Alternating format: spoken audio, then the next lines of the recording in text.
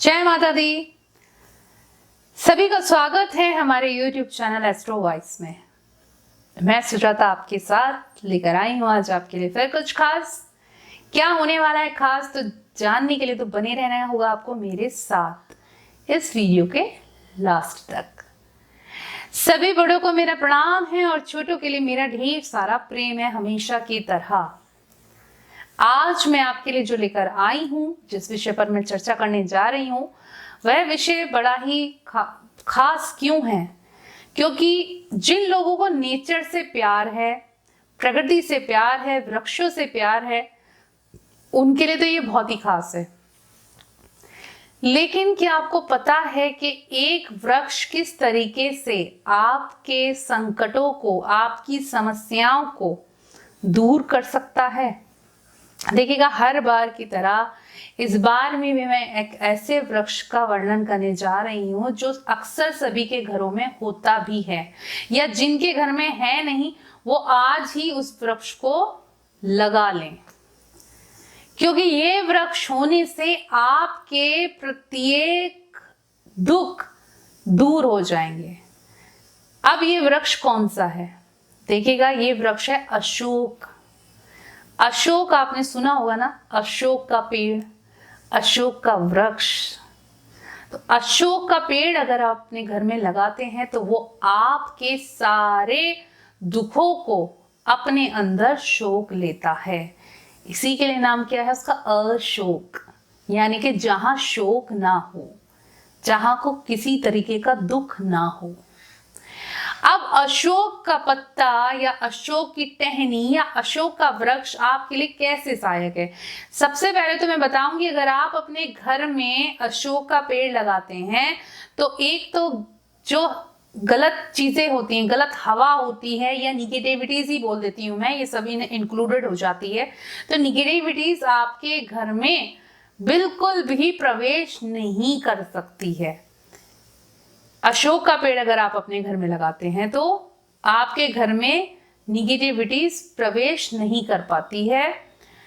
साथ ही साथ जिन लोगों के साथ अक्सर समस्या लगी रहती है कि मेरे पास धन नहीं है, तरक्की नहीं हो रही है, या फिर ये कहें कार्यों में रुकावटें आ रही हैं, या फिर घर में कलेश हैं, सास बहू का झगड़ा है, पति पत्नी का है, सबसे मेन तो देखिए का कलेश होता है। कलेश को मिटाता है अशोक का वृक्ष।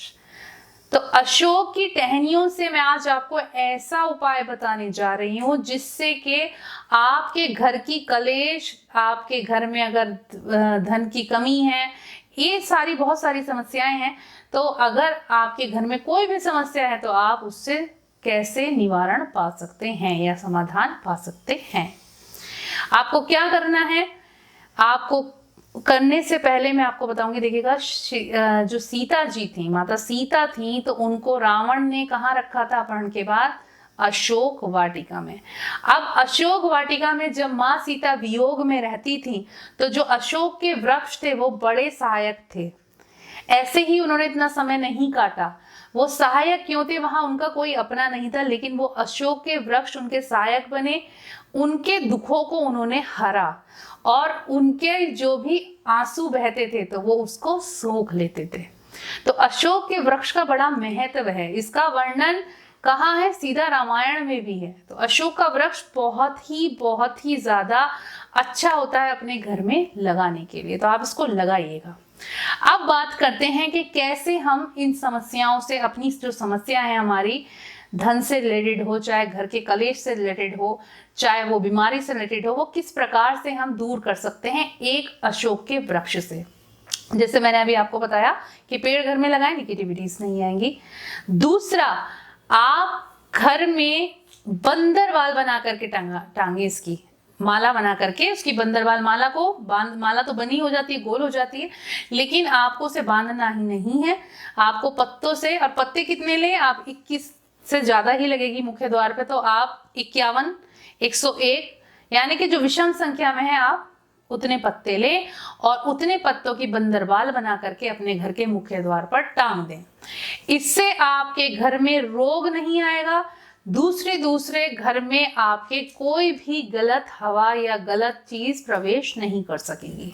तो आप ये उपाय आज ही कीजिए। जब वो सूख जाया करे तो उसको आप जल में प्रवाहित क्या कीजिएगा, या आप हर हफ्ते कर सकते हैं, बहुत इजी है, कोई इतना भारी काम भी नहीं है। अब आपको क्या करना है, आपको एक टहनी लेनी है। तीसरा उपाय बता रही हूँ, टहनी लेनी है। टहनी लेने के पश्चात देखिएगा, पहला उपाय मैंने क्या बताया था, मैं बीच में रोक रही हूँ, अशोक वृक्ष घर में लगाएं। दूसरा उपाय मैंने बताया आपको कि बंदरबाल बनाकर लगाएं। तीसरा उपाय अब मैं आपको बताने जा रही हूँ, 7 पत्तों की टहनी तोड़ें, अशोक जिसमें 7 पत्ते हों, ठीक है, इस तरीके से तोड़ेंगे उसमें 7 ही पत्ते हैं। उन 7 पत्तों को आपको क्या करना है, वो 7 पत्ते की टहनी आपको अपने पूजा वाले स्थान पर लेकर जानी है।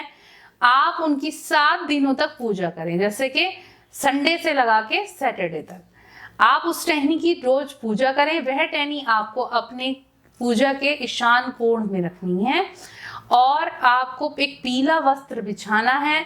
पीला वस्त्र बिछा करके उसके ऊपर उस टहनी को विराजमान कराना है। नित्य प्रतिदिन आप पूजा कीजिए। जब वह सूख जाए टहनी तो 7वें दिन, यानी कि 7 दिन से अगर ऊपर हो जाता है, 8वां दिन सुबह के टाइम में ही कर सकते हैं आप ये, या अगर हो सके तो कोशिश करें कि 7 दिन की जो 7वां दिन है, यानी कि जो लास्ट दिन है, उसकी मध्य रात्रि में ही आप ये कार्य कर दें।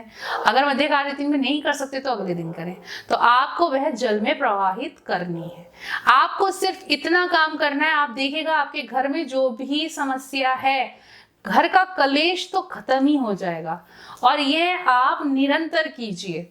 बहुत ही ज्यादा फलदायक उपाय मैं आपको बता चुकी हूँ।